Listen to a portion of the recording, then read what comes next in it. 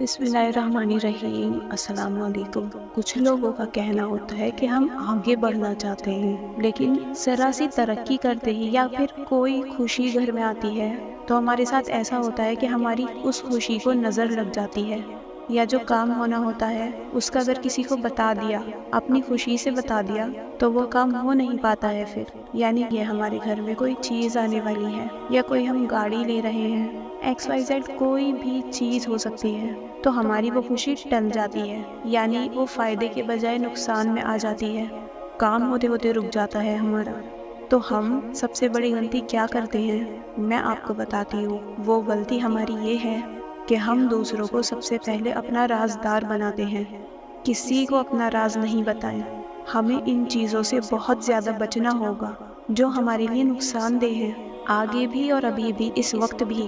ہمیں اپنے راز، جو بھی بات ہے، چاہے غم ہے یا خوشی ہے، وہ کسی سے شیئر نہیں کرنا ہوتا۔ اگر ہم شیئر کریں گے تو ہم پرابلم میں آئیں گے، کرائسس میں بھی آ جائیں گے۔ اگر آپ کو ایسا لگتا ہے کہ میں کسی سے کوئی خوشی اپنی شیئر کرتا ہوں تو پھر میرے ساتھ مسئلے ہو جاتے ہیں، تو یقین مانیے پھر آپ کے قریب ہی کوئی ایسا ہے جو آپ سے حسد کرتا ہے۔ جو حسد کرنے والا ہوتا ہے نا، وہ ہم میں سے ہی ہوتا ہے، یعنی ہمارے ریلیٹیو میں سے، ہمارے فرینڈ سرکل میں سے، ہمارے نیبرز میں سے۔ یہی ہوتے ہیں وہ لوگ جو ہمیں جانتے ہیں، وہی ہمیں نقصان پہنچانا چاہتے ہیں حسد رکھ کر۔ جو ہمیں نہیں جانتے انہیں کوئی غرض نہیں کہ ہم مہینے کا 1 کروڑ روپیہ کمائیں یا 1 لاکھ کمائیں، ہمارا گھر بہت بڑا ہو۔ بات کو سمجھیں۔ اب ان چیزوں سے بچنے کے لیے کیا کر سکتے ہیں؟ ان چیزوں سے بچنے کے لیے ہمیں سب سے پہلے اپنے راز کسی کو نہیں بتانے۔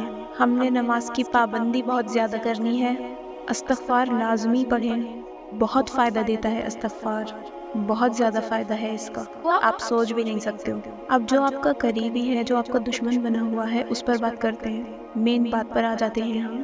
تو اس سے کیسے بچا جائے، آپ کو بتا دیتی ہوں۔ سب سے پہلے تو آپ نے ہوشیاری یہ کرنی ہے، آپ نے کچھ بھی کسی کو بتانا نہیں ہے۔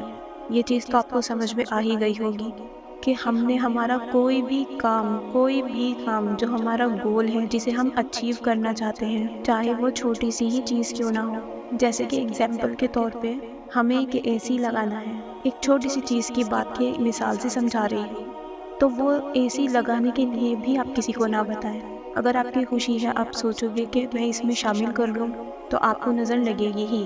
اب کچھ نظر ایسی بھی لگتی ہیں جن کے پاس کچھ چیزیں حاصل کرنے کی طاقت نہیں ہوتی، کہ ان کے پاس تو دیکھو گھر میں اے سی آ گیا، یہ تو بڑا پریشان رہتے تھے، اچانک سے اتنا سب کیسے ہونے لگا، یہ چیز بھی آ گئی، وہ چیز بھی آ گئی، اور یہ آ کیسے گیا ان کے پاس۔ بس یہ والا بندہ اور وہ والا بندہ جو میں نے پہلے بتایا، ان دونوں میں فرق کیا ہوتا ہے؟ ایک حسرت بھری نظروں سے دیکھتا ہے، تب بھی آپ کا کام خراب ہو جاتا ہے۔ ایک وہ ہوتا ہے جو حسد کی نظر سے دیکھتا ہے، تب تو بالکل ہی کام خراب ہو جاتا ہے، اور آگے کے لیے مسئلے مسائل پیدا ہوتے ہیں۔ یعنی نظر بد تو آپ کو معلوم ہی ہوگا انسان کو قبر میں اور اونٹ کو ہانڈی میں پہنچا دیتی ہے، آپ صلی اللہ علیہ وسلم کا فرمان ہے۔ اب اس چیز سے بچنے کے لیے آپ نے بالکل بھی کسی کو کچھ نہیں بتانا ہے۔ اور دوسری ایک دعا میں ابھی آپ کو بتا رہی ہوں، وہ یاد کر لینی ہے۔ اللہم انا نجعلک فی نحورہم ونعوذ بک من شرورہم۔ یہ دشمنوں سے بچاؤ کے لیے دعا ہے۔ اس کا ترجمہ ہے، اے اللہ، ہم اپنی حفاظت کے لیے آپ کو ان دشمنوں کے مقابلے میں پیش کرتے ہیں اور ان کی برائیوں سے پناہ چاہتے ہیں۔ ظاہر ہے ہم تو کمزور ہیں، تو اس میں ہم اللہ تعالیٰ سے دعا کرتے ہیں کہ ہم کمزور ہیں، بے بس ہیں، ہم تو مقابلہ نہیں کر سکتے، ہمیں نہیں پتہ کہ کون ہمارا دشمن ہے، کون ہم سے حسد رکھتا ہے، کون ہمارا برا چاہتا ہے، آپ بہتر جانتے ہیں۔ ہم آپ کو ان کے مقابلے میں پیش کرتے ہیں، اور ہم آپ کی پناہ میں آنا چاہتے ہیں، اور ان کی برائی سے پناہ چاہتے ہیں۔ یعنی مثال کے طور پہ جو ہمارے لیے گڑھا کھود رہا ہے، جو ہمیں نقصان پہنچانا چاہ رہا ہے، ہمیں نہیں پتا کہ کون لوگ ہمیں نقصان پہنچانا چاہتے ہیں، حاسد، اور ہمیں حسد کی نگاہ سے دیکھتے ہیں، ہے ہمارے قریبی لیکن ہمیں نہیں پتا۔ تو جب ہم اللہ سے مدد مانگتے ہیں، اللہ تعالیٰ کی فورسز کام کرتی ہیں، لیکن جب ہم یہ سوچیں کہ ہمیں ہی سب سے خود نپٹنا ہے، تو کچھ فائدہ نہیں ہے۔ آپ کسی سے نہیں نپٹ سکتے۔ حسد ایسی چیز ہے، آپ کو جو سامنے نظر آنے والا دشمن ہے اس سے آپ لڑ لیں گے، کیا کر لیں گے، لیکن جو آپ کو نظر ہی نہیں آ رہے، ان کے لیے کیا کریں گے؟ یہ بہت کام کی دعا ہے، اسے پڑھا کریں، یاد کر لینی ہے یہ دعا اچھے سے اور اسے پڑھا کریں۔ اللہ تعالیٰ کی حفاظت میں آ جائیں گے آپ لوگ انشاءاللہ۔ اس دعا کو صبح شام 3 بار پڑھ کر اپنے اوپر دم کر لیا کریں، 3 مرتبہ اول آخر درود بھی پڑھ لیں۔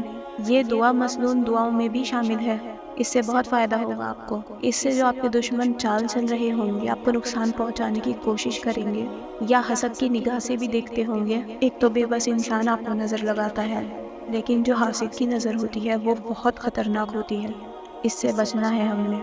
اللہ تعالیٰ ہم سب کو اپنے حفظ و امان میں رکھے، ہمیں بھی اپنی دعاؤں میں یاد رکھیں۔